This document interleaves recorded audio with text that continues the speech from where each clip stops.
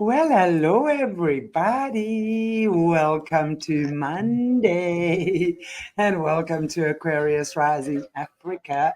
And it's beautiful Brice Day, Magic Monday, Happy Monday, all these awesome Mondays. Yay. Well, welcome, Morné. Welcome, Brice. Cool to have you guys here. With the topics we're going to be covering these next few weeks, we should probably start calling it Murderous Monday, even though our victim today wasn't well, maybe we're going to get into it, but yeah, let's just call it mysterious. Let's just call it mysterious. Mysterious. Or actually, like Murder Mystery Monday. We can do Mystery Monday. Yeah, I love my Mystery Mondays. I love it. It's so fun. And we get to be petty and snoop and like find these weird stories. And we were saying before we got on, these stories are so interesting because they give us a lot of insight into what's happening now in our world. But these people have been dead for such a long time that it doesn't feel that personal. Like it feels like we can laugh a little bit. Like y'all, it's been over 2,000 years. It's fine. It's totally fine. Well, yeah. Let's hope that Alex the Great. Let's call him Alex. Alex the Great. Let's hope his body doesn't come wandering in anywhere soon. Yeah. Because we don't know where it is. That's exactly. We have no idea where the man is. I mean, it could, with all the bloody stories we're hearing nowadays. I mean, it's actually quite weird. Actually, he could be anywhere. He could be anyone. Well, I mean, listen, y'all. We kind of started this last week with Mata Hari because I don't think we are aware of how many bodies and body parts are missing.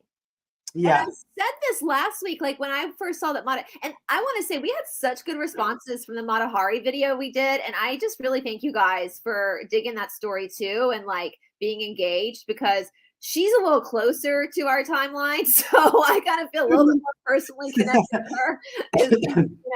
She died in the same century the three of us were born in, so it that connection. We hope she's we hope this one's a little bit further away from the Earth plane now. But with that missing body, I'm not so sure. I mean, to misplace a whole body, like, are you kidding me? You lost a whole damn grown ass man, like that you embalmed, like.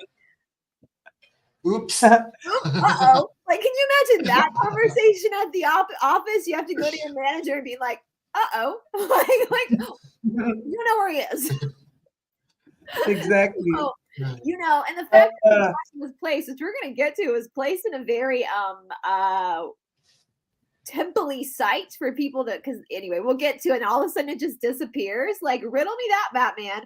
But he's not the only one, and we're going to go through, as the Mondays progress, other famous people who have missing body parts. I mean, we could eventually one day to get Rasputin, because isn't his, like, Willie missing? Or is that just a legend? That Rasputin's... I have Willie's missing. Did his Willie go missing? That's very suspicious because we were actually talking in Leo Zagami's show on Friday, which is very interesting because we were talking about them actually to China, black men's willies, just for the sake of, I don't know how much like we need to talk about these things or not on these channels. Anyway, I'm used to talking about all sorts of other macabre things, but not black men's willies. Okay, were sent off to China, right? I kid you not. That's part of what China has, and not only that. I want to tell you, when you're looking at animal and wild life trafficking in Africa, I tell you, it's a big problem. They found zebra penises on their way to China and pelican penises. I can say I've never watched so many other things. I can simply say that image has never crossed my mind. That is never yeah, that is like part of me was like, do Do they have one? I'm like, in my head, I'm like, of course they have one. That's how they procreate. I'm like, I've never They must. Well, exactly. You don't even think about that, do you? But anyway. What is it about the Chinese with their horns and horn medicine?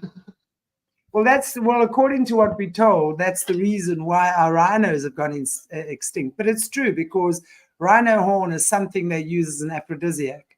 So I'm just wondering about the African men's penises, though, and the zebra penises and the pelican penises. If you need a rhino horn as an aphrodisiac, you might just be asexual. Like, you just might not, like, that just, like. A rhino horn is like a nail. It's made from the same stuff pretty much as a very thick fingernail, right? When you speak to people. Now, I've got a good friend who works very close. Well, she works for the wildlife vet, right? She's his assistant here. And I mean, I can't tell you the amount of rhino dehorning they have to do, which is ridiculous, because what's a rhino without its horn, right? Like, hello, let me just bite you. I'm like, I'll just bite my way through life instead of like doing what a rhino does, right? But my question is, this is my question. Who was the person who figured out that rhino horns were an aphrodisiac? Like, what was this person doing to actually figure this out? Like that's where my question goes, because I would never. It's horrendous. Yeah, it's horrendous. And there's Viagra. Why use the horn with this Viagra? I know, right? I'm like, there's chocolate. Like, there's oysters. Okay, you don't want to be eating too many oysters there. Like, leave the poor oysters alone. I mean, there's lingerie. Like, there's. There's your senses.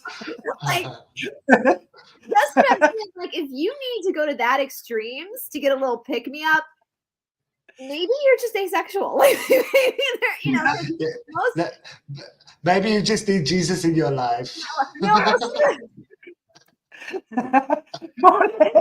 Morning.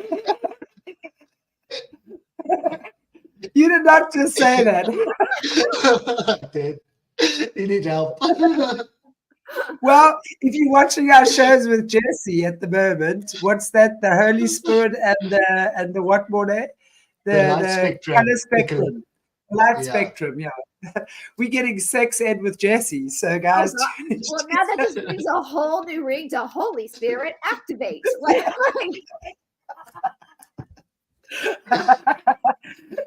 it's like when actually I won't relate that story. I think it might be misunderstood, so let me rather just shut my mouth. I think there's a time to shut your mouth, right? I mean, this might sound very insensitive, and I feel so sorry for whoever these Black men are that are now missing their body parts being shipped to China. But when you first said this, my first thought was, once you go Black, you don't go back. So that was my first kind of thought. And was going through my head. I was like, well, they say once you go, and I've only ever been with white men, so Well, I wouldn't know what a Chinese person's going to do with that, because really. But also, having said that, what we know as well, by the way, while China has been disempowering America with their little tactics, right, in all their ways, we know that comes from China. The Chinese are super good at learning. You've got to know that the methods they use to learn and the things they're teaching their kids. And for the last few decades, they've been injecting the men with testosterone. So the average Chinese man is now between 2 to 3 inches taller than what they were 20 or 30 years ago. So they're actually building up their physique, right? So they're building up their army, the way I'm reading into that. Wow. So maybe they feel they need a Black man's penis to. Are the Black men whose these body parts belong to, are they dead now? Like, how did they? No, honestly, I know I'm laughing about that because it's kind of disassociating. I don't mean to laugh, but honestly, when we're looking at organ trafficking, and then we must remember it's not just kids that get trafficked, right? There are adults that are being trafficked, and horrific. I mean, And but I think our audience understands. We mean no disrespect by giggling. It's just, I think that's just a natural defense mechanism when something is so shockingly horrific.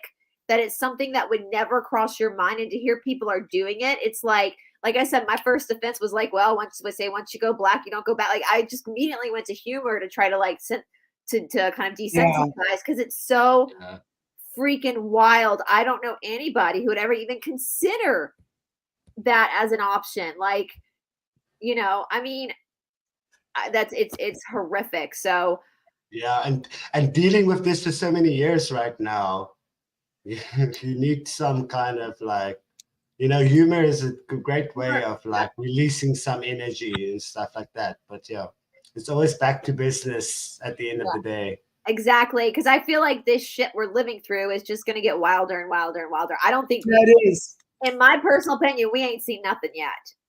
No, I absolutely agree. And this is why, again, I say, guys, for those of you who haven't listened to Caleb Jade's interviews, please listen. Please do. That is what's going on. That's what's happening. And this is the stuff, because he's, he was taken into the system. I mean, well, really, literally, officially, I guess, at about 4 or 5 when he was adopted into the system by the Catholic services. And that's when the crap really began. He's half Native American, half German. And he was super intelligent, got all the right bloodlines, warrior spirit, total warrior. And boy, they, from the gateway to the wild hunt, to what happens in the wild hunt, to how they weaponize the kids thereafter, and how they get set to do these horrific things in life. And within that comes the full training of the Luciferian system as well, and all the different magics involved, and how it's used in the military. I want to say military, you see, because that's the Americans' military. You know, I mean, I'm military, right? We say either military or military. It's both here for Americans. I just saw Amy Boyd's comment. She made a good point about the organ donor registry, which we have in the United States. When you get your driver's license, you just check on your driver's license whether you're allowing to be in organ in case you die in a car accident. And the really crappy thing about this too is, like, as an empathic person, like, I'm O negative, I know Shanti, you're O negative. We're the universal donors. You know, anybody can use our blood or our organs. We can only use from each other, though.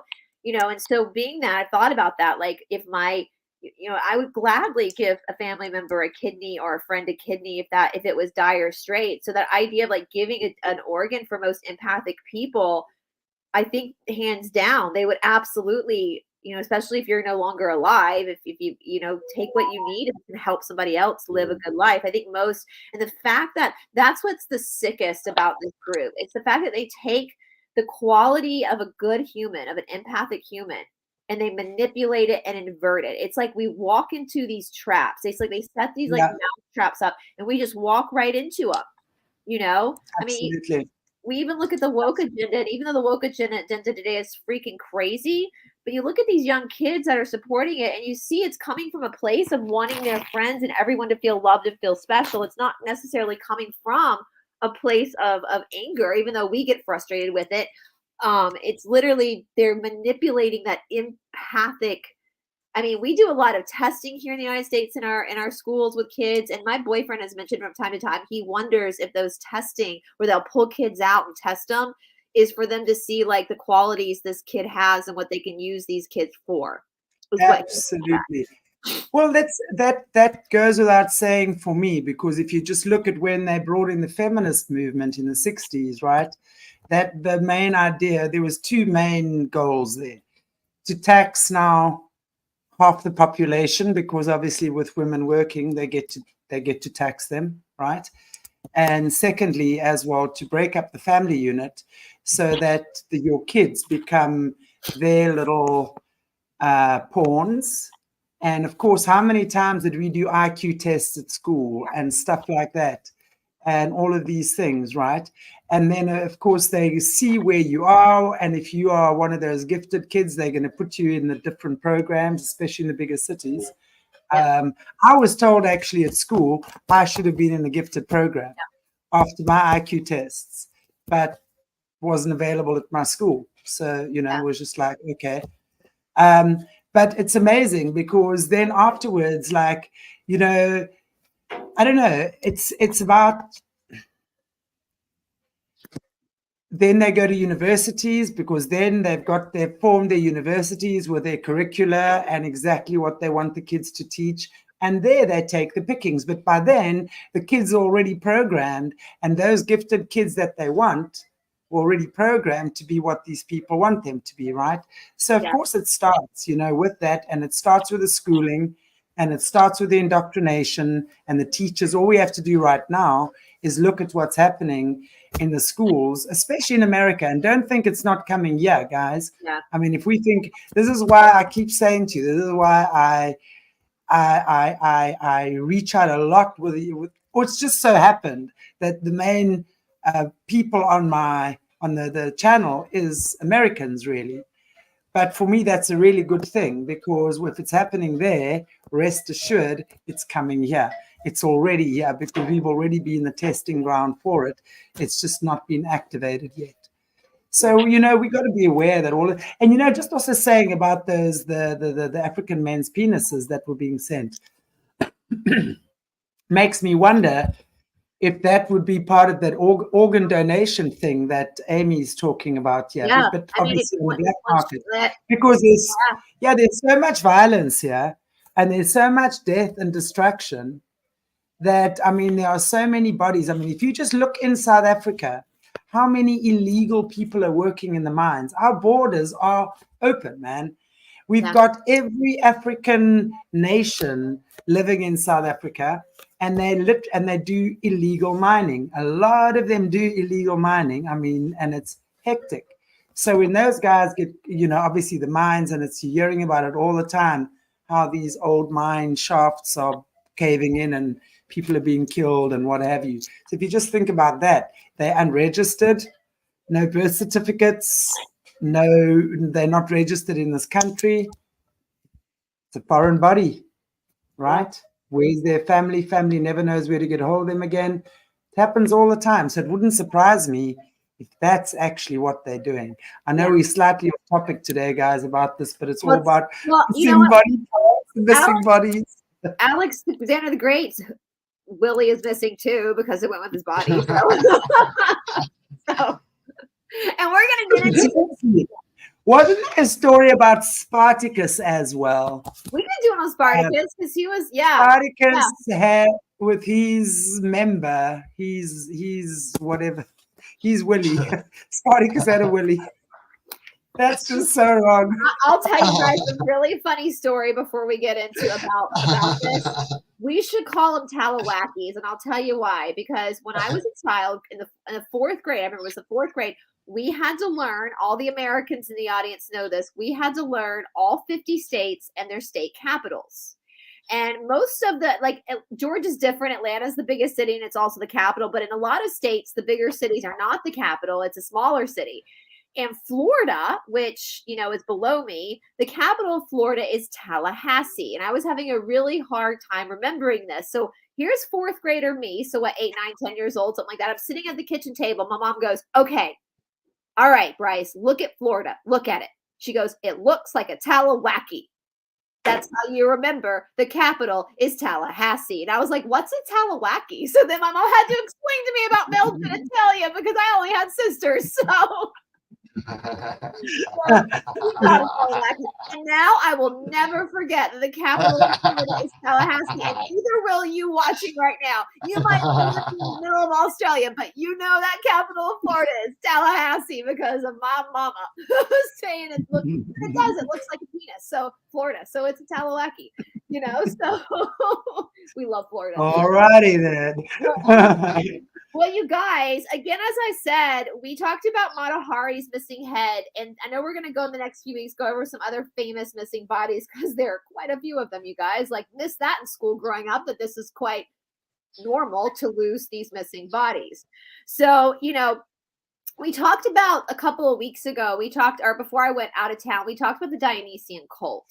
And this, when I was doing my research on the Dionysian cult, this is how I figured out that Alexander the Great's body was missing. I never thought about where he was buried. I mean, like I said, he lived over 2,000 years ago, just never crossed my mind that his burial plot would potentially be a monument because it's been over 2,000 years, right? But apparently it's a thing. So let's talk just briefly about some of Alexander the Great's background beyond what we know about him that kind of connects to this Dionysian cult as well. So he was known, get this guys, he was known as the King of Kings. Where have we heard that before? Alexander the Great was called the King of Kings, okay? He was also one of the most tyrannical rulers who have ever lived. People tend to like deify Alexander the Great, and we'll get to that because I kind of mean that metaphorically, but it's also like literally they deify him. But he was brutal. You know, he was really gifted in war, and I think there are some people who just know how to war. He was just very gifted in the military, right? He was the son of Philip II of Macedonia. He was born July 356 BC. He succeeded his father Philip in 336 BC at only 20 years old.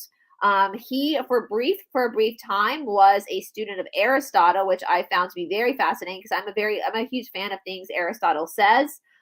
He ruled again through brutality. He destroyed the Persian Empire, and if you guys know anything about the Persian Empire, that was not a small feat to take them down.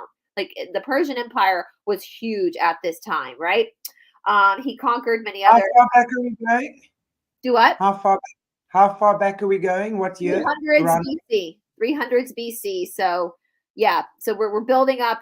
Like and they debate about the years too, because again, you know, if we're looking at BC times, it goes backwards. Like so, it's 356 BC, 355 BC, 354 B. It goes backwards to the 0 point, which then goes into where we are, the AD times. And they did have different dating back then, obviously. It's not like, again, they knew. And so that's why in 336 BC is when 20 years later is when he took over his father's reign. Now, I found this when I was researching, this kind of shook me a little bit because we know polygamy was practiced a lot like in the biblical times, which was kind of around this time, some of the Bible's a little bit later. So I always understood that polygamy was a huge part of like the Middle Eastern culture at this time. We're looking at Abraham, all that kind of stuff. But I didn't realize that the Greeks also practiced polygamy. So Philip II was the son of, Alexander was a son of Philip II and his wife Olympias, which was one of his many wives. And this is where it gets really juicy. I mean, juicy. I would never want to be in that situation. Like, I don't think any little girl who's not coerced into polygamy, like, dreams about being a sister wife. Like, I don't think that, anyway. But I thought this was interesting. And Olympias, if you guys know anything about Greek history, she has her own. She's super scandalous. Like, Angelina Jolie played her in the movie Alexander. So, I mean, talk about typecasting, right? So listen, y'all, she was definitely into some witchcraft. And not the good kind. Let's just put it that way. She was definitely in that Dionysian cult. And she used sex magic. She was anyway, but Alex was her son. Now, when we think about royalty, as we know today, we often think about the oldest son inheriting the throne. Well, that's not necessarily how it worked in this time. It was kind of like every man for himself. So Alexander the Great had to kind of fight off to become the heir apparent for Philip II. And actually, a lot of Alexander the Great's story, to me, mirrors Solomon's story from the Bible. And Solomon, and I think we've talked about the missing book, the Testament of Solomon. He was very openly in the missing books of the Bible. Solomon was a Moloch worshiper. That's very much apparent in the missing books of the Bible, hence why he had so many concubines and was doing sacrifices, all that kind of stuff. But he was not the oldest of David's sons, right? He kind of, with his mother, Bathsheba, who was a little bit more a little bit scandalous, little sassy broad, like Olympus, was doing a lot of the same stuff that Olympias has been accused of, right? With the sex magic and stuff. So we have this situation, and this is where, did you guys watch Game of Thrones, where there was the bloody wedding? Where everyone got slaughtered. Well, same with Alexander. So Alexander's father married a woman who had a higher bloodline or a higher ranking of birth than Alexander's mother, Olympias. And Olympias did come from a high-ranking bloodline family, but this new wife, number whatever in his horde of women, was of higher ranking in their little Dionysian cult that still exists today, right? They have those like, weird shit where they judge people that way.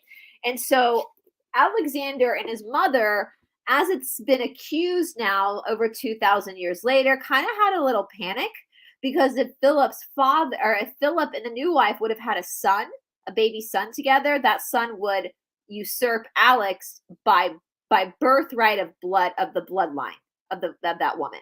And so soon after, as I wrote here, Alexander's father's murder is still highly suspected, as right before he was killed, he had taken a new wife in this kingdom that practiced polygamy. If his father had a son with his new wife, that son would have had a purer blood and would have bumped Alexander from the line of succession. And so after his father was killed and the woman was killed and Alexander took the throne, he went on a killing spree. He did a huge sweep of his family, executing uncles, cousins, other sister wives, other male siblings that could try to challenge him for the throne. His mother helped him poison some of the females, and his siblings who were typically from what the female siblings, half siblings and full siblings, weren't killed. It was the sister wives that were given poison and killed, and the sons, his half brothers, were just outright executed with his uncles. So we're talking about this guy's a serial killer. Like, we've got to stop glorifying Alexander the Great. I watched a little bit of the movie when I was researching this, just to kind of see how Hollywood portrayed him. And that is not the person he was. He was not some kind, loving leader that wanted to, it's kind of the same propaganda they still give us today with these build back better, we'll say. I don't want to say the NWO world, but the leaders like in America, all over the world, the build back better people, where, they're going to take care of you, they're going to love you. Meanwhile, they're practicing the highest level of genocide and tyranny the world has ever seen. Same thing's going on, same propaganda, right? It's that cognitive dissonance. Well, they say one thing, but they're doing another. So the story we've been sold on Alexander the Great was that he was this wonderful kingdom, this king of kings. But no, he was actually one of the most tyrannical psychopaths who have ever ruled. And his count of bodies is innumerable, right? And we can say war that happens, but no, when you're murdering your siblings and your uncles, he got nothing on the British royal family when it comes to that. That is psychotic. So anyway, so we know Alexander goes on. Oh, you're muted. Yeah. Sorry, I've just got my very excitable dog that was making her neighbor's dog, making her voice very loudly heard here earlier. Anyway, so I was actually just reflecting on what you were saying about how he took out his entire family, sister wives. Interesting. Why the sister wives? That could be interesting. I think a lot of it probably, if I had to guess, a lot of it probably had to do with the families that they were from, their original families, and uprisings that might happen. I think because obviously he did not get rid of, which we'll talk about some of his sisters coming up, he did not get rid of his half sisters. He had a full sister as well, which we're going to get to. I don't think Olympias or him would have touched the full sister, but the women obviously can't hold power. At this point, they're all just, we see this a lot with royal families. So Alex can use his half sisters and sisters as bargaining chips. We see kings do this all over history, right? Like, you use your daughter, you strike deals with other kingdoms. You basically sell your daughter into marrying one of their sons. And it's trafficking is what it is. That's what arranged marriage basically is, right? In those days. So the sisters, full and half sisters, were of value to Alexander the Great. And if we're looking at narcissists or psychopaths, that's typically how they see people anyway. what's theirs to use. And so if you are a value to the narcissist or the psychopath, and they're not going to get rid of you, they're going to protect you because you're a value to them. But the mothers of these women, of these daughters, who range from all ages, came from very strong, noble families. And so I think it was a precautionary measure, and also a kind of like, this is what's going to happen to you if you try to challenge me, where, we'll do the same to you. And I also think it was just, he was bloodlust. I think he was just somebody that liked murder. I mean, obviously, I think in order to be a military genius, there has to be a little bit of some of that wanting. I mean, I don't know anybody who wants to go to war, like who wants to actually do that. He did. So anyway, he also, Alexander himself, had multiple wives and multiple husbands. And that is what I know mostly of Alexander the Great, is that it is really believed that he was actually homosexual, which is, I don't care. That's no big deal. But that the wives were just, because he didn't leave an heir. And we know throughout history, and I kind of laugh too, like bringing some humor into his death, because a lot of the men that fought beside him, like his posse, the closest people to him, a lot of them were his lovers. And they all knew that they were each other's lovers. Now, I don't know about men. I know men and women think differently sometimes, but for women, there's going to be competition and jealousy if you're all boinking the same dude, right? So I'd say, I don't know how it works. And like, I mean, I have a lot of really great friends who are gay men, but I don't see that level of jealousy like you see in a woman. So, you know, and they're all going to war with each other. They all know they're like Alex's husbands or whatever. And so I knew this going into this, that it is speculated that he only had the wives for the purpose of procreation for a ruler, for the next ruler, right? And his focus was more on men. So it was believed that he was like 100% probably homosexual. Anyway, but it's just interesting because, and I only bring that up, like, other than that, like, listen, my best friend is gay, and he always says to me that he doesn't want to be known for his sexuality. He wants to be known for, he always says it's not fair that in the gay community, people just know us by our sexuality, when I want to be known for being a good movement specialist or a good teacher or whatever it is. And so I only bring this up because it's going to come into play for his death. So that's the only reason why I bring this up, because anyway, I thought it was kind of a telenovela. We got to I was like, that's where the jealousy comes out. All right.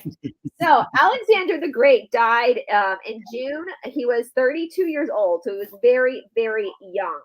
Now, the cause of his death is unclear, but for most of history, people thought that he died from too much alcohol or poisoning. We're going to get to the poisoning. Again, he was 32 years old. He died in the palace of Nebuchadnezzar II in Babylon. It was decided that he would be buried in Alexandria, Egypt, named after him, right? This is town, because like a good narcissist, like Constantinople, they love to name cities after themselves. So yeah, I just think it's so funny. So this is where our mystery really began. So he dies. It's not clear what caused his death. All we know is that he got really sick, and it didn't happen overnight. It was a long, drawn out death, and all of his men were around him. His lovers were around him. And but it did come out of the blue. It was not expected. If a lot of scholars who said that they believe if he had been, so some people say he might have had leukemia. That was one speculation. But if you have leukemia, even back then, I think you would have known, even if you didn't know what cancer was, I think you would have known you weren't the healthiest, and you probably would have gone ahead and set up a legacy. You know, we see. Elaine is saying, in the chat room, they also said he had syphilis. Yeah, that's there's some STDs going around, but I'm going to talk. So we have, oh yeah, I see. We were all taught Alexander. Kim saying we were all taught Alexander Great was great in a good way. I think, he was great because he was a freaking barbaric. Yeah, the syphilis could have been syphilis. So.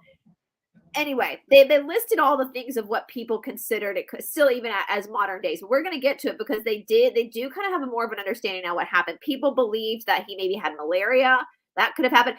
the reason why leukemia came up, but the reason why I don't think it was leukemia, because I think that you would have known you were sick. And if you're got cancer and you're struggling with cancer, you're not going to be running out on a battlefield. Like, think about like doing a kick-ass workout feeling like shit. Like, you're not going to do that. And so I kind of was like, I don't know if it's leukemia.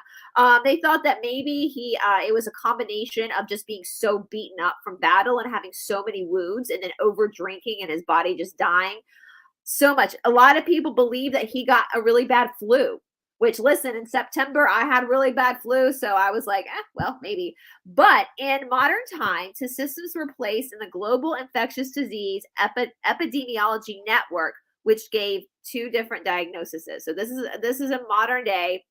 It came back with 41.2% probability for the flu. And then the rest, a little under 60% positivity for poisoning.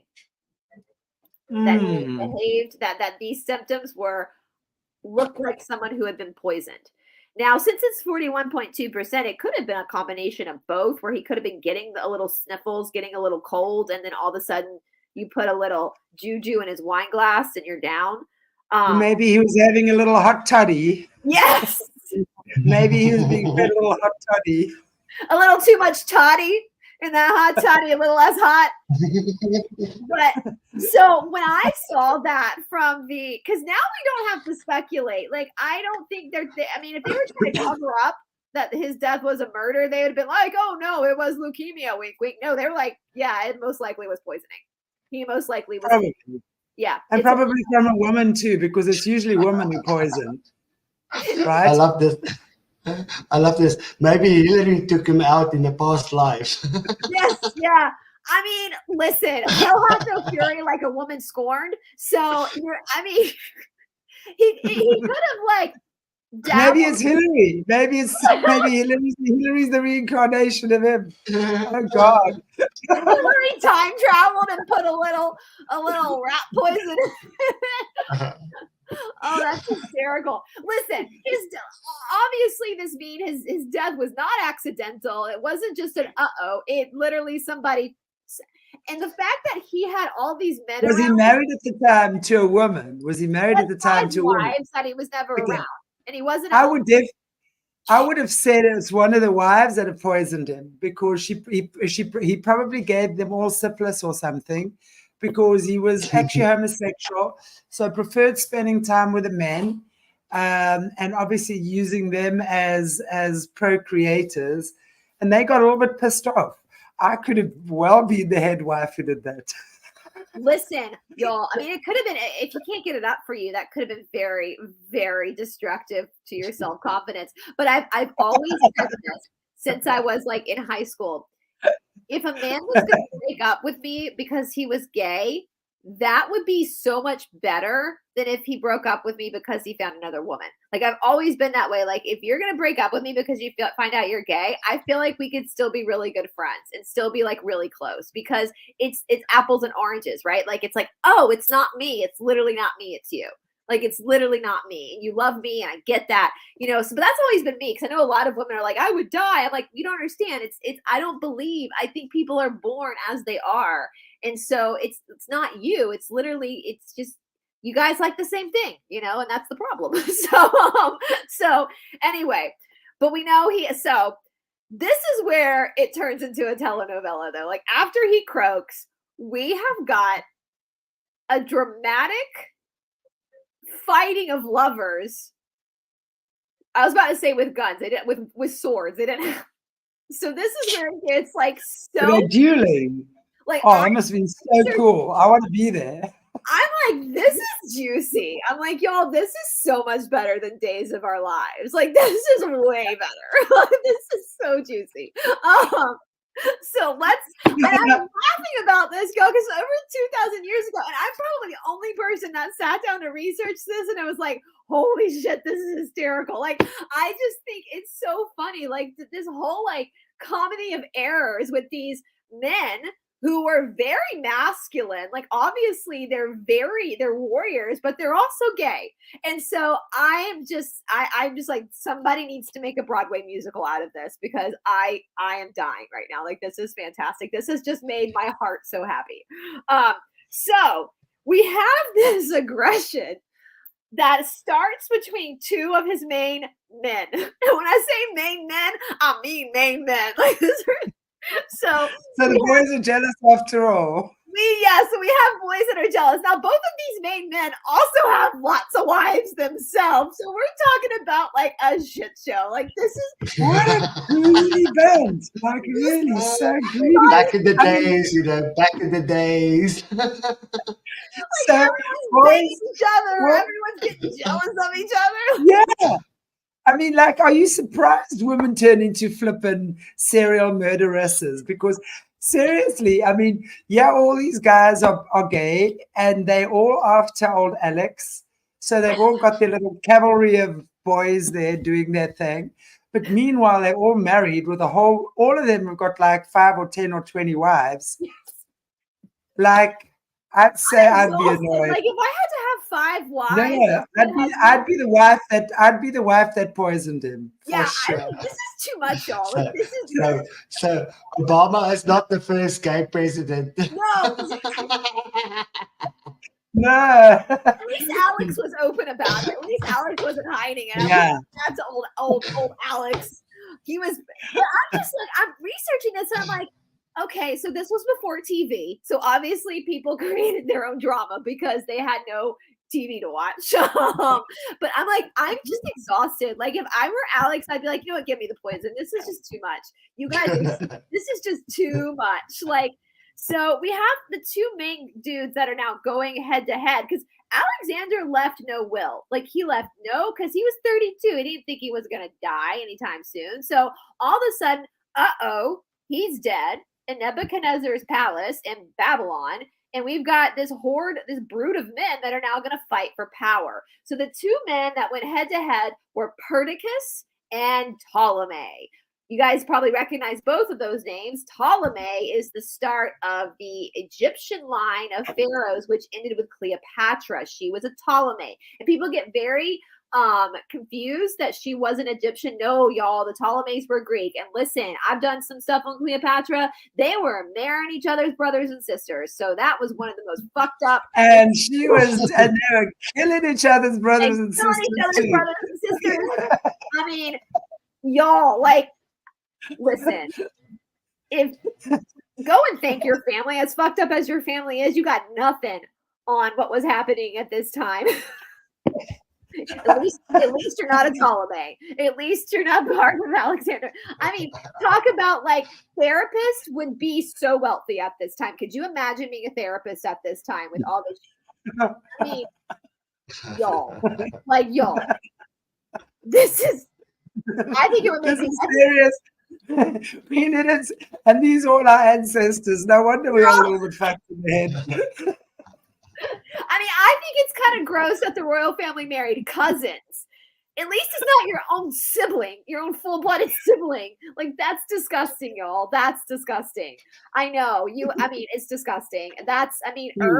What kind of karma are you living out to walk into that show? Like, I'm sorry. That is just, it's just too much. Like, anyway, so Perdiccas and Ptolemy are, like, having a pissing contest. Alexander, in fairness to the psychopath Alexander, he wanted to be buried in Alexandria. You know, when they would talk about where they're going to be, he's like, after his own self. He saw himself as a god, and literally saw himself as a god. And so he thought he wanted to be in the place of the pharaohs. Like, he was equal, because remember, they had conquered Egypt.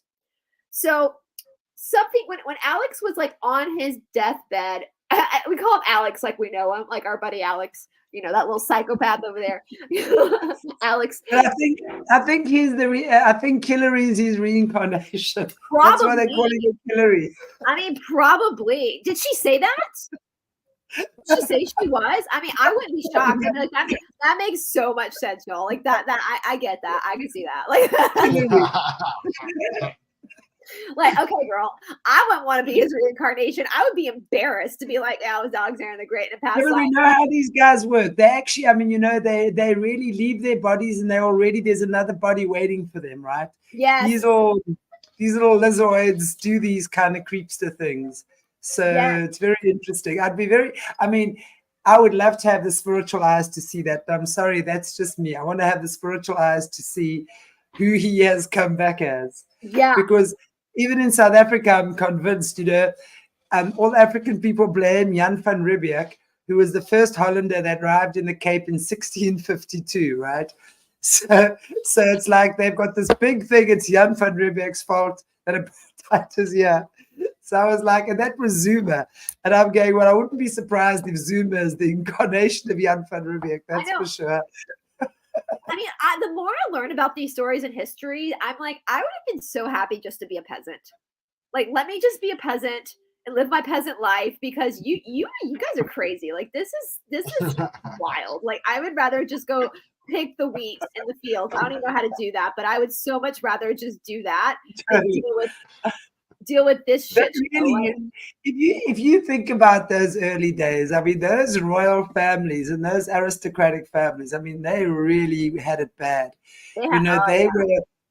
I mean, seriously, I mean, just think Game of Thrones. I only watched, I think, maybe the first 3 seasons. I don't remember. But I mean, in the beginning, you see that horrendous scene of the brother and sister doing unspeakable things to each other. And then the little kid. Even worse, they were twins. Oh, gosh. Yeah, they'd shared that womb. Let's take a swing. Last cheers. Like, you think you got problems. Like. Like, I mean, I can't even, like, my rule is, like, we laughed about that, and being from the South, I'm like, listen, if I can chart our ancestors back to a couple, we ain't gonna date. Like, that's just, even if we're like 7th cousins, that's disgusting. Even if we look in SRA, because this, again, I'm sorry, I think about this because we understand the Lucys have been around since the beginning of time, right? Yeah. Oh, he's Dionysian. That's what they are, right? Yeah. Dionysian. So if we look at SRA in today's world, right, there is a lot of forced, what's the word when you do it with family? Incest. Incest, right, with kids. Those kids are forced to do it with each other. Yep. It's a common thing in SRA.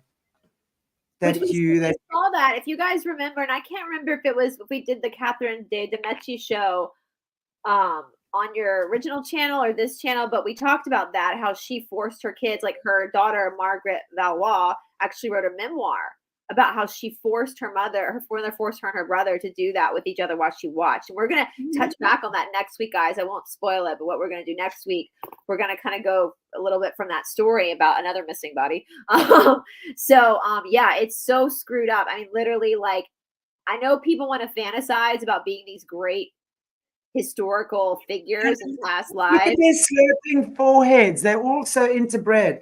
I mean, I promise, from my mother's side, we are German aristocrats, right? And I'm just so happy. That's a story on its own, that my great-great-grandfather escaped there and came to Africa. He fought a duel and he lost. He didn't lose, but it was when duels were illegal already. And they were fighting for a woman. And he had to head out there.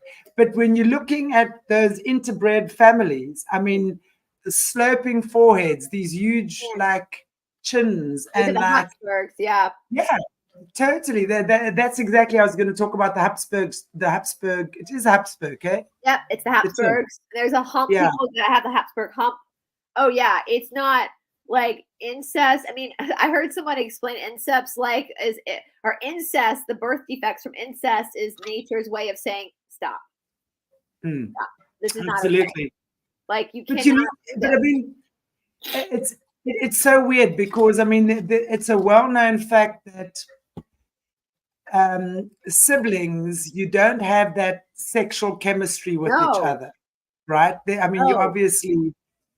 I mean, I've got really, I've got really good looking brothers. Yeah. And I want to tell you, if I was probably from another family or didn't know them, I wouldn't mind dating them when I was younger or whatever, right? But because they're your brothers, you don't feel that attraction. No. Which really, that's a normal thing, right? Yeah. I think it's a biological thing, but it's very interesting how in these royal families, but now we know they're a little bit all fucked in the head, that they force that incest. It's like the incest is forced. So whether it's on the siblings or cousins or fathers to children. I mean, not too long ago, who's the mamas and the papas? I mean, there was a big thing on the mamas and the papas with the one guy and his daughter. Yeah, well, the one daughter's back in the news here, Bjorn, with her husband, Danny Masterson. Yeah. You know, so this, I even feel that way about my cousins, my first cousins. I grew up with them like siblings, and there's that no, like it's just no. It's that's I love them so much. I would do anything for them, but that's just not, that's gross. It is, there's like a biological, and I think what it is too, there's this really great channel on YouTube called HD Tutor. And he is a self-aware narcissist that talks about, and I've been listening to it a lot, and there's some clarity in things he says. So most of these psychopaths don't have an emotional body. So they don't really, the things that they're attracted to, like when we fall in love with a person as people with souls, as empaths, with people who have an emotional body, we fall in love with the essence of that person, right? That's why you can grow old with someone and you're not tossing them to the side when they get a little dad body or, you know, start losing their hair or whatever, because you love the essence of that person. But these narcissists, again, every human being exists to serve them, so they have to use you. And their attraction is to power and control. And so if boinking your sister is going to get you that power and control, there can be an attraction where for a person who has a soul or an empath, that's not what boinking is about, right? It's about sharing love with an essence of a human. You're not trying to dominate another human being in that moment when there's a healthy. So it's very interesting. And I wonder sometimes with these families that because that emotional chip is missing, if that's what makes it them able to do what they do. Yeah, totally. That absolute that ability to sense, like really sense, feel, perceive. And you know what's also interesting? You talk about that, and here again, I'm on it, poor Africa. But one of my friends told me many years ago, and she did a lot of work in the township areas with young girls and abused, rape, whatever. Do you know how many young girls, their virginity is taken by one of their brothers? Just like, yeah, because I mean, this is like really, now we're talking sick stuff here. They literally RAPE their sister so that they have that rite of passage, I guess you want to call it. I don't even know. No, that's not the right word or not the right phrase. They cover her. It's their property. I'm not sure what the word for that is, but yeah, that's what happens here in Africa a lot. Listen, it's disgusting. I'm seeing in our comment section people saying, "Yeah, I'd rather be a peasant." Power to the peasants, y'all. Like at least the peasants weren't. Yeah, we're free. We get to be outside planting cherry bushes and picking tomatoes. We might not own shoes, but at least we don't have 10 husbands and 10 wives who all want to kill each other. Like, and I just have to say, Elaine, walking around with a sloping forehead. I know, right? All deformed from being inbred. Elaine said, "Dear Aquarius team, I'm 75 years old. I'm in the hospital with some breathing troubles. Thank you so much for the laughter and sunshine you've spread through our all lives today." Elaine, we hope you get so much better. And laughter is always the greatest medicine, whether it is a form of disassociation, because we're like, this is so uncomfortable that we just got to laugh at it. Or if it really is us laughing at the ridiculousness of our own kind, our own breeds, not our own kind, but our own humans, you know, our ancestors. But we hope you get so much better, Elaine. And we're glad you're able to join us from the hospital.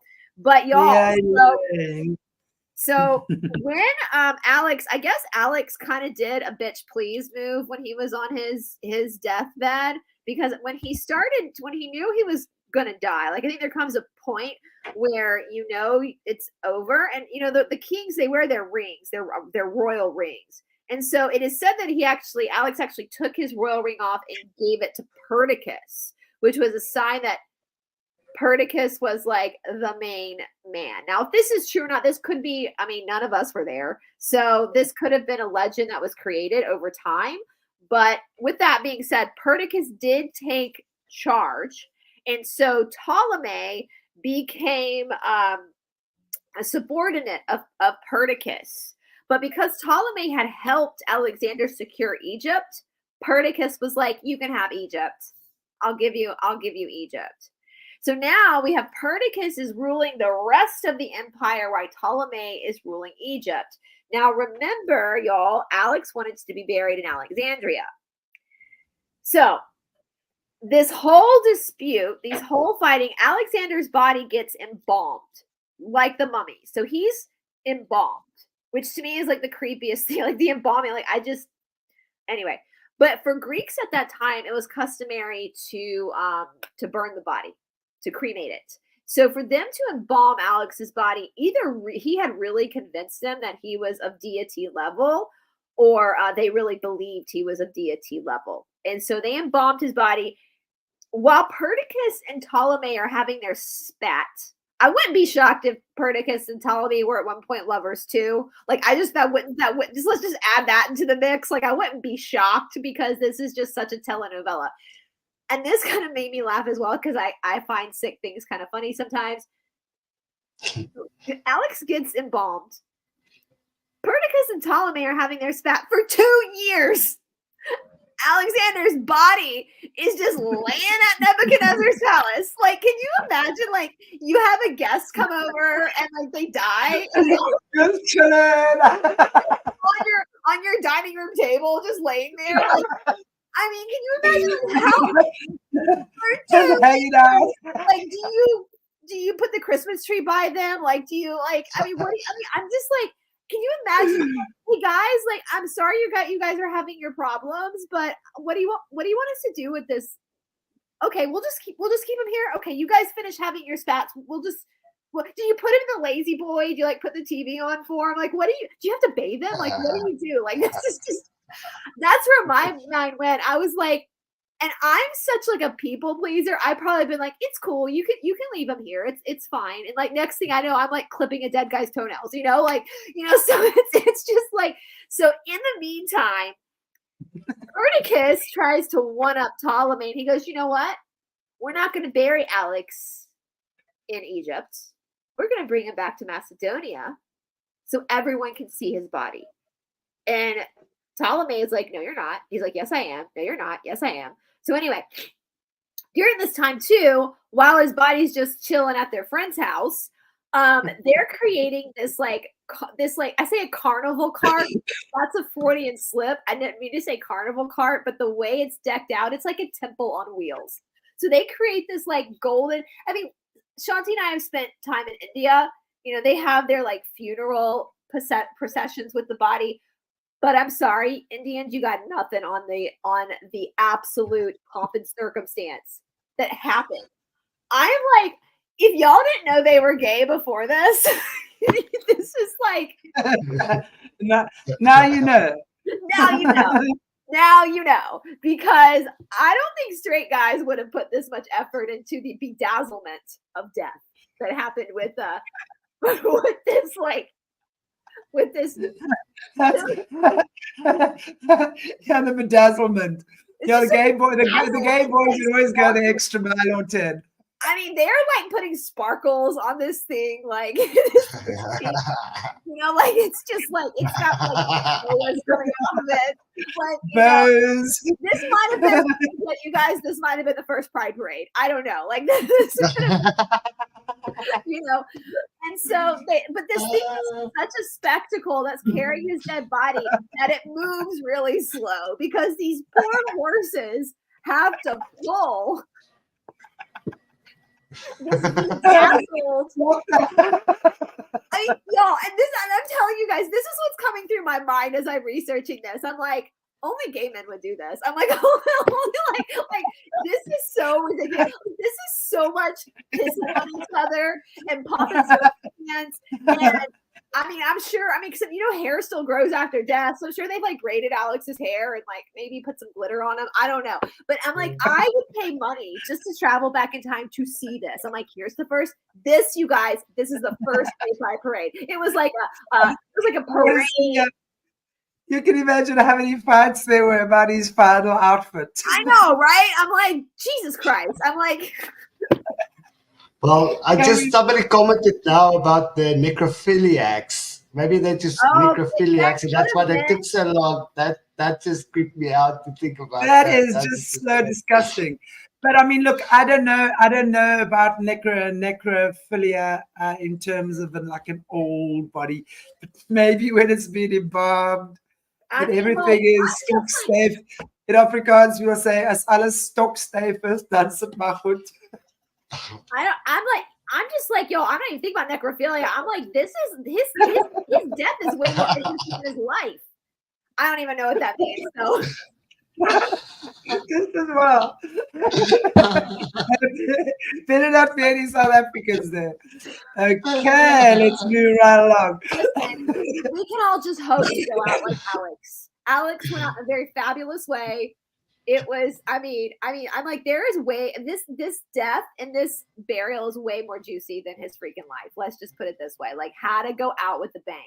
So they kind of, so again, at this point, well, there could have been necrophilia because like I said, his body's chilling at his friend's house for 2 years. They've created this like carnival to bring him to, supposed to go to Macedonia now because Perdiccas says, no, we're taking Macedonia.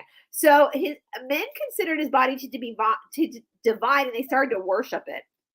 I'm sorry, that just makes me laugh. Could you imagine like people coming, ringing your doorbell because you got the dead body and they're like, can we come worship Alex in your living room? And you're like trying to watch and you're like lying there. and you're like trying to watch Judge Judy and do laundry. You're like, it's kind of inconvenient, but okay, I'm going to continue watching Judge Judy and doing laundry and ironing. But yeah, you go do your thing. And like, can you imagine like this dead body's on your dining room table and people are coming over and like worshiping it and leaving like gifts for it? And you're like, this is my house. You should bring me the gift. Like, I'm the one that's stuck with the body. So people start worshiping it. And okay, so they finally start to move the body. This is the fall. After 2 years, like it's been 2-year saga. Alexander's body leaves Babylon. Perdiccas again decides he's going to take the body, and Ptolemy was really smart. I will say, like, high five Ptolemy, even though I think you're all freaks. This was actually very smart of Ptolemy. Ptolemy kind of did the art of war, where he kind of pretended like he was like, okay, I'm weak. I'm not going to challenge you. And so they took the cart up. They get to I'm trying to see where we can say it was now. If you were to look at the map, at where would be Damascus is where Ptolemy and his army went and met the cart at Damascus. He had to bring his army, you guys. I mean, think about this common sense. The whole freaking army had to be there to probably turn that sucker around, pick it up and turn it around. And so they diverted the cart with his body into Egypt. Now, remember, this is before the year. I mean, this is in the BC time. So obviously there's no freaking, at this point, the Greeks had what they called runners, which is where we get the sport of marathon running from. The runners would run the letters. So Ptolemy's got a little bit of time. Like there's no text messages being sent. Could you imagine if they had text messages? That would be the most juicy text messages to read. I mean, they'd be like, bitch, please, you queen. Like they would be like, I mean, it would be fabulous to read those text messages if they had text messages. But they have a runner. So Ptolemy, I mean, it would be fabulous. I mean, I would pay money to see somebody reenact that because this is hysterical. And all these men were hot. Like they were all military men. They were working out all the time. They had like 12 packs. So it would have been like soap opera. Passing over Alex's body. I mean, would you guys not pay money to see this? Like, how come no one's made like a satire movie over this? Because they would have been gorgeous men. Well, obviously you meant to, Brice. You're supposed to be the one that makes that satire. I think I'm sure you'll get movies like that, but not on normal TV. I mean, listen. On normal YouTube. This would be like, I mean, these men are obviously very fit. Greeks are beautiful anyway. They probably had glowing Fabio hair, like blowing in the wind, spitting on each other. And their wives are back at home just picking their nails. Like, Waiting for the immaculate conception, because it ain't coming from them. They're not interested. They're coming from those boys. And some women are probably like, I'm so glad to not be involved in this drama. Like this is just too much. So Ptolemy takes the cart into Egypt. So Ptolemy gets the body to Egypt. It goes to Memphis because Memphis is fortified. Now, the last pharaoh of Egypt before the Ptolemies, the last indigenous pharaoh, was a man named Nectanebo II. He resigned. He reigned from 360 to 343 BC. He went into exile before his death.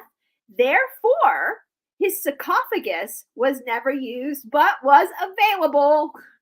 And so we're not going to give up some good real estate. Like, he's got that built. So they dump Alex's body into that sarcophagus. It looks like a bathtub, right? They dump the body into the sarcophagus to hold it for a while. They're going to eventually take it for reburial up to Alexandria, but Memphis is fortified and we've got this sarcophagus. We might as well dump the body in there, right? So Perdiccas, of course he's going to retaliate, right? And I laugh, but it's rather unfortunate. I actually feel bad for the crocodiles in this situation, even though they were the victors. Perdiccas decides to take his army down the Nile to invade Ptolemy and get this fabulous body back. Like, why don't they just get a blow-up doll? That's what I kept thinking in my head too. Like, if you just get a blow-up doll that looks like Alex, like you can have him for yourself. That's what I'm like, this is too much, you guys. There's a lot of stuff happening in the Nile River, including crocodiles. And some of the military men in Perdiccas' game get eaten by crocodiles. And the other military men get really pissed off at Perdiccas because they've been drugged into this lover's squabble, and now their mates have been food for crocodiles, so they murder Perdiccas. Oh my gosh! Meanwhile, oh my gosh! I forgot to add this. I forgot to add this. So a little more drama to this story. Perdiccas goes back to Macedonia and forces Alexander's full sister, so whose mother was also Olympias, to marry him. So now he's married to Alexander's sister. He probably never touched her sexually, but in the eyes of the people, if he were to get her pregnant, she would then carry the line of Alex through her brother. So it tries to make him more like it's a pissing contest. Like, see, I'm more Alex than you are. He liked me better, you know. So Ptolemy then moves the body to the Alexandria Communal Museum, where he is reburied. And for hundreds of years, people would go visit his body and worship his body. But by the 4th century AD, all of a sudden it's gone. It's just gone. That's it. His body's gone in the 4th century AD. So we have notes about it just disappearing. Now, if we think about this, the 4th century AD is when shit got real, because that's when we had the Council of Nicaea. That's when Constantine was doing his bidding. Right? So it was there during Cleopatra. It was there when, even when Yeshua was alive and was walking through Egypt, because Alexander the Great is older than Yeshua, right? So then all of a sudden it's just gone. And scholars don't know where it is. They have no clue where it went. So if anybody is at home and they just go outside and they are by a body of water, or they're just by a field and you see a bedazzled corpse just laying there. Bedazzled one. Corpse. Just laying there. It might be. Know who it is. You know who it is. And you might not want to say anything because then you might get a hit put on you too. So just turn around and walk away like you didn't see anything. So anyway, yeah, his body's missing. And as I said last week, how do you lose a body, especially one like Alexander the Great? Obviously, they've moved it somewhere, and we don't. They might be necrophiling it now, or maybe Perdiccas and Ptolemy reincarnated and the battle's still on. Maybe it's in Washington, D.C. I don't know. Who knows where it is? Who knows where that body is? I mean, I can understand them taking a head or an arm or a leg if they wanted a memento or something, The entire body, that to me is very bizarre. They obviously, somebody took it because they really wanted it. Yeah. And they put it somewhere. They've done something with it, like smuggled it somewhere, or where was the body? I mean, was it in Egypt? It was in Egypt, in this like mausoleum where people would come and visit it. Like the way I see it, like it's. I mean, we live in 2023, so we can't totally understand their world because it's like it's very different. But the way I see it in my head, it was probably very guarded, very protected. People would go to worship because he became deified, so that people would go to worship him. It was a common thing for the Egyptians, not even just the elite, but for the Egyptians to go pay homage to him. So for the body just to disappear, that's crazy. Somebody goes down there one day and it's like, guys, where's the body? Like where did Alex? Because they could see it. I mean, we have notes of kings coming and laying things on his body. I mean, they could have stole his body because he could have had a lot of jewelry on him, and they could have been like, it could have been like a heist for money, but I doubt it. Right? That guy's got a lot of jewels. We're gonna just take it. I don't know. I mean, how do you lose a body again, especially one of that? Did you guys ever see the movie Little Miss Sunshine? It's a great movie, but the grandfather dies when they're on the road trip, and they put him in the trunk because they just can't deal with it, and so they're driving around with the grandpa. It's a comedy. It's a fun. Yeah. I mean, could you imagine? That, yeah. Yes, I remember. Yeah, that was cute. It's not like you're stealing some money from somebody's wallet or some jewelry. It's a fucking body. Like that could not have been, if it was just some random person, don't you think somebody would have seen it?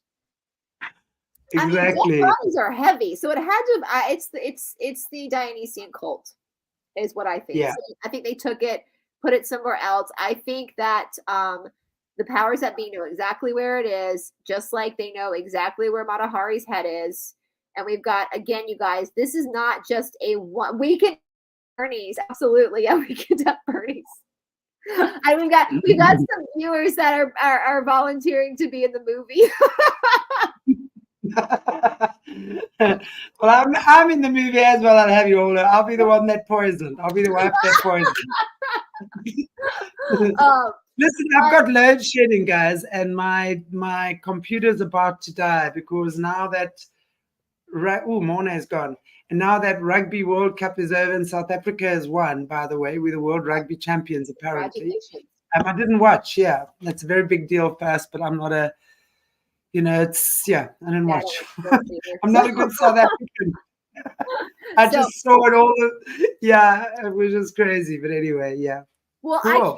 I can't wait to hear our viewers, our friends' thoughts in the comment section. You guys are hysterical. I've been enjoying reading the live chat. This is funny, you guys. I just think this is Hollywood. Is a very great movie based on truth too. It's not made up. It's based on truth. So anyway, we got another missing body next week. So looking forward to figuring out. We're gonna go find these. And if any of you all found a body lying around somewhere, bedazzled corpse. And I can imagine it's like all gold and stuff. Oh, I just see glitter everywhere. Glitter. It's just glitter. Yeah. Glitter. Exactly. So funny. Okay. Wow, Brice, that's been amazing. Thank you. And I'm sorry, but I've got load shedding again and my computer shouting at me that it's gonna die very shortly. I'd hate to die on you all. So thank you so much for watching. Yeah, just make sure, exactly, that I'm bedazzled. And just go put me in one of my friends' houses for 2 years and make them feel obligated to host me. Exactly. All right, you guys. Well, I'm looking forward to next week too. This is fun. Absolutely. Take care, everybody. God bless you all. Take good care. Like, share, subscribe. Have fun. Have a beautiful week. Yeah, it's only Monday today. Before you know it, it's Friday again. See you next week with Brice again. See you tomorrow with Alice Parola and Tom Althouse.